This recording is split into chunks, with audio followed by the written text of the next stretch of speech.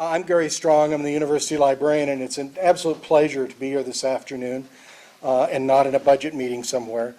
I wanted to just reflect for a moment before I introduce our introducers this afternoon. My maternal great-grandparents immigrated from Switzerland, and one of the first things I remember is my great-grandmother gathering me up into her fairly large lap, and my cousin and I, and telling us stories and basically scaring the living daylights out of us.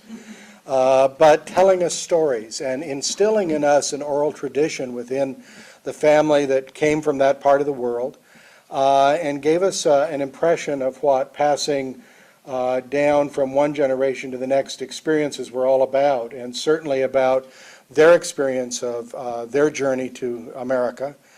Later, when I would, early in my career, drive bookmobile through the Indian reservations in northern Idaho, I got even more of an appreciation for the storytelling, for the stories that were passed on in powwows and into the inner circles, which ultimately I got invited into.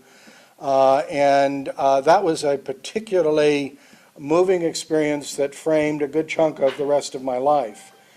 In terms of what librarianship and libraries as storehouses of stories is all about.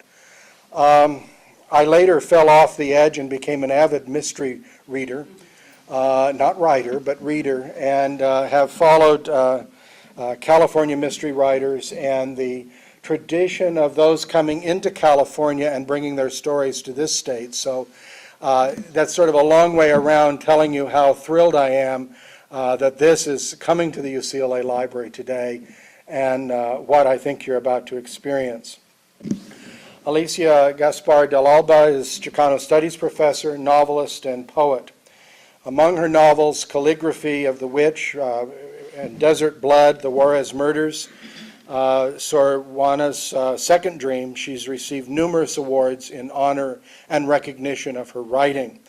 We're particularly pleased that she is partnering with the library and is opening new vistas for us and for the students that you see and with whom you interact with on a regular basis. Gloria Chacon holds a Ph.D. from the University of Santa Cruz in literature and is a CLI, Council on Library and Information Resources, postdoctoral fellow here within the UCLA Library. Her work here builds on her academic and research interest in identifying hidden indigenous writers in the Los Angeles community that we should be collecting as part of our collections. Her project is doing oral history interviews of some of these people in the creation of this series that is kicking off today. I'm very pleased to introduce both Professor Gaspar de Alba and Dr. Chacon. Pleasure.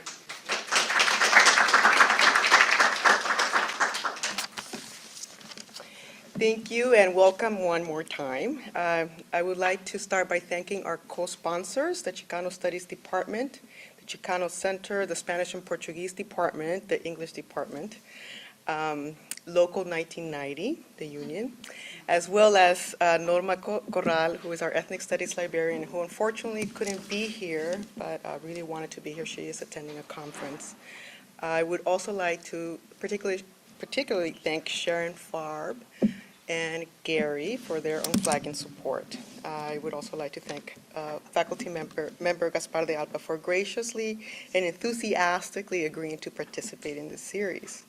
The library's support of this series advances its mission of disseminating and preserving knowledge.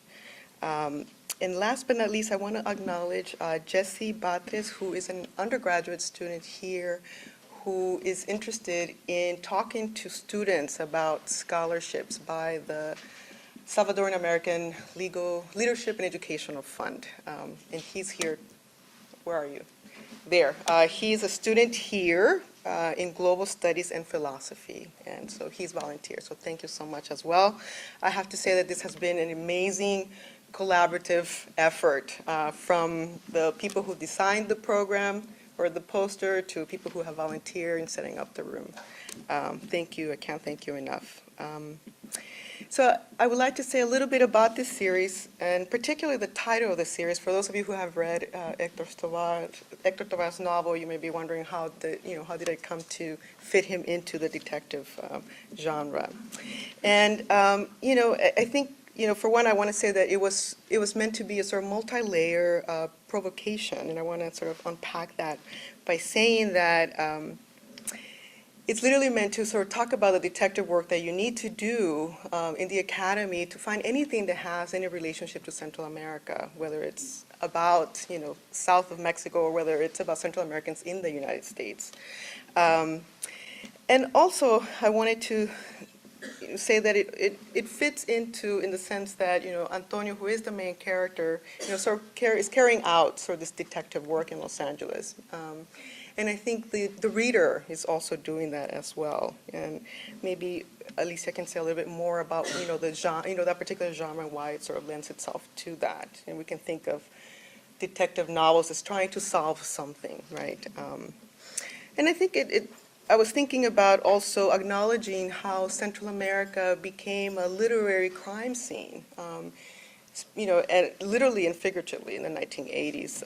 I think it's also, an attempt to be in conversation with the novels that came out between 1990 and 2000. And I'm thinking, particularly about Body of Truth, but by David Lindsay, Grave Secrets by Kathy Rich, The Bruja's Tale by Tim Madden.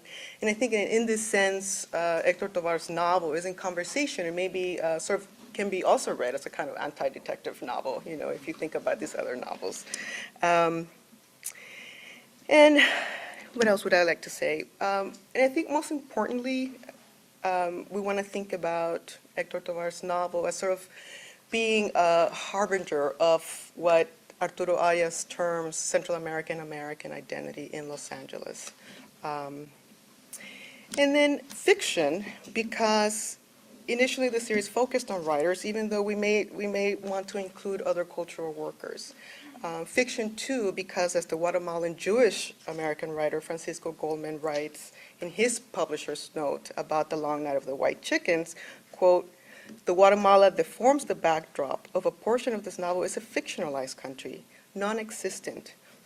Occasional references to actual events, institutions, and prominent personages.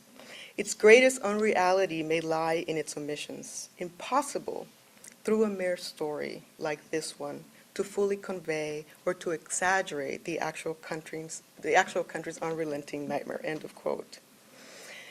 I will stop here and sort of tantalize you with our next writer, who will be Marcos Macpeak Villatoro.